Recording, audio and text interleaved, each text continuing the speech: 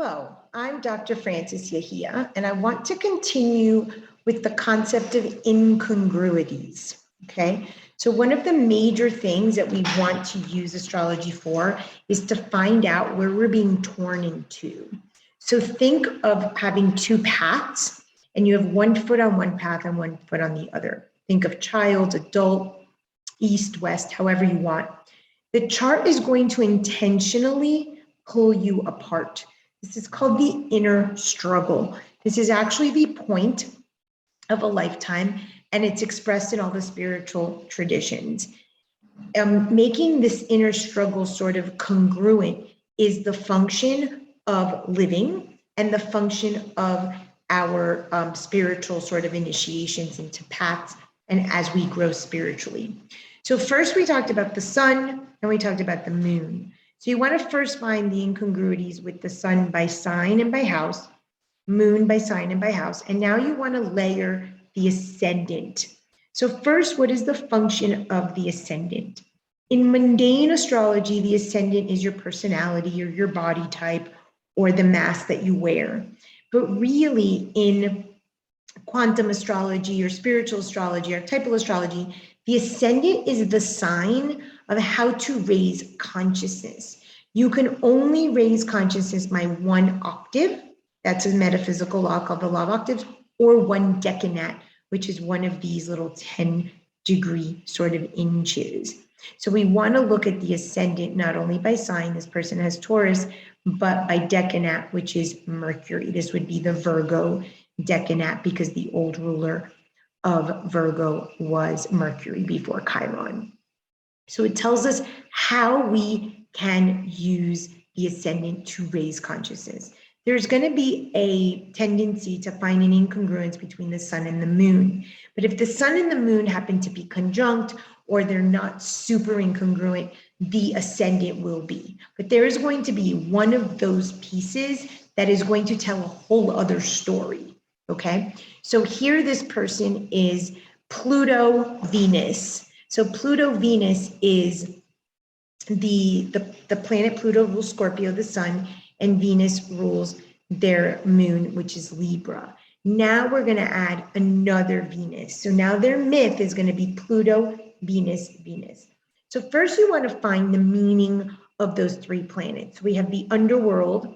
We have Aphrodite, born from the testicles of Uranus.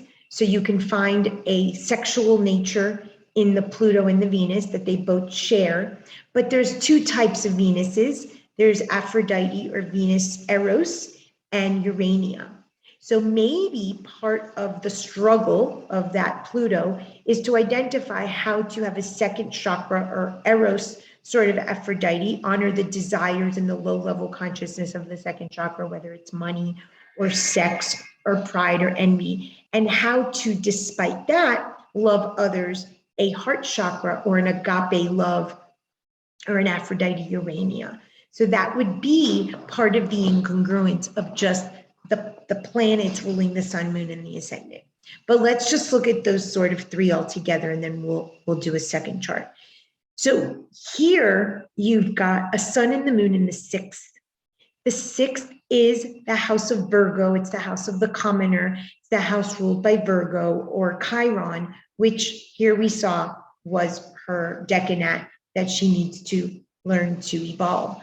The thing is, or for raising consciousness, the thing is that Scorpio wants to feel some special.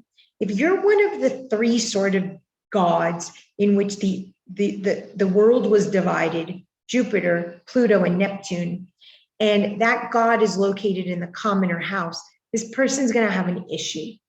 The other thing is that Aphrodite has a bit of a specialness. She started the Trojan War. She's the one that gave Helen of Troy the chastity belt. She is the one who gave Hippolyte the girdle. So she's got a very special place. And notice that she was birthed in the testicles of Uranus. So again, she has a clear direct spot to Earth, but by venue of the cosmic consciousness or Uranus, the sky god. So there's a level of specialness in both of these signs by mythological standards. And there has to be played out or lived out in a very common Virgo-ish type of way because of the nature of the sixth house. So work might be a major focal point. Not only is the sun and the moon in there, the north node, Chiron, and Mercury, so it's a very heavy populated house. And the person might feel like work is beneath them, or there should be some specialness, or maybe they should get promotions, or they should have some special nature because of the tendency of the sun and the moon. And then you've got the Taurus nature. So Taurus tends to be lazy, and I'm talking at a low level consciousness. So obviously these are just broad generalizations, but trying to find that thread. If Taurus tends to be lazy, if Taurus tends to be hoarding, if Taurus tends to be very slow and impatient, and here I can't be impatient because I'm special and I should get recognized, let's just say, in the atmosphere of work, and there is a laziness to the making of the money, but here I'm being asked to basically work like the workhorse of Virgo or the donkey. That concept, there's an incongruity with the specialness and the ordinariness. That's going to be an issue in which we can start to now discover the rest of the incongruities in the chart. And just for a moment, because I'm not going to layer today, this was just about sun, moon, and ascendant. If we just simply want to look at the second house, which is money and values, black moon is there, which is another specialness. I defy God. I should have things differently. And so we start to find this differentiation nature to my specialness.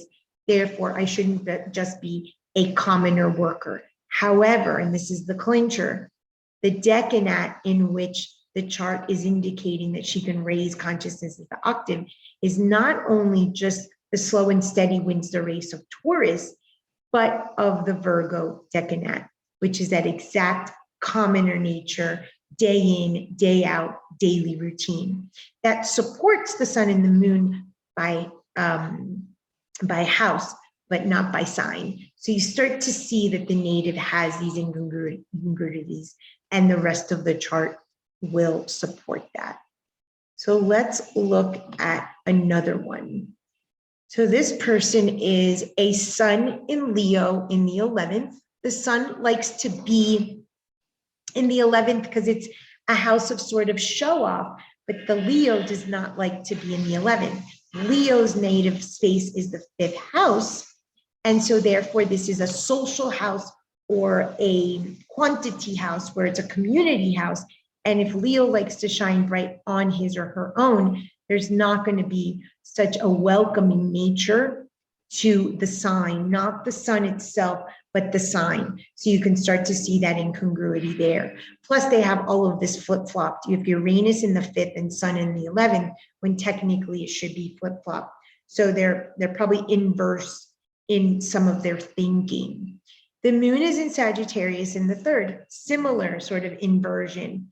The moon doesn't mind the 3rd house, although it's an emotional planet in a thinking house, but they can kind of think their emotions out, not a problem for a Sagittarius moon, but it's the house of Gemini.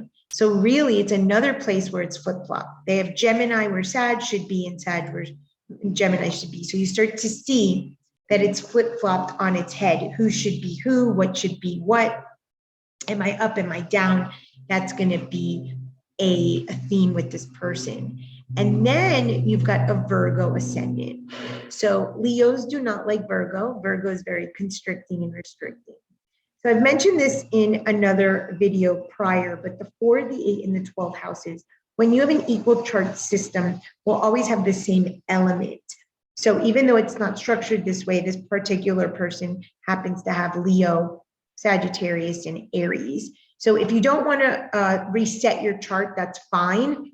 Just know that the sign above the cusp of the 12th house, the sign previous to the ascendant, that element should dictate the 3 subconscious houses. So people that have Virgo ascendants have fire psychic structures. 4, 8, 12 are fire. So in a past life, this person had Leo sort of abilities and natures. So they they're sort of conceived on that concept of perhaps a king energy or a lion energy or an individual nature. My fire energy has to shine bright. And now all of a sudden they're constricted and restricted in this Virgo, limiting, neurotic, anxious body.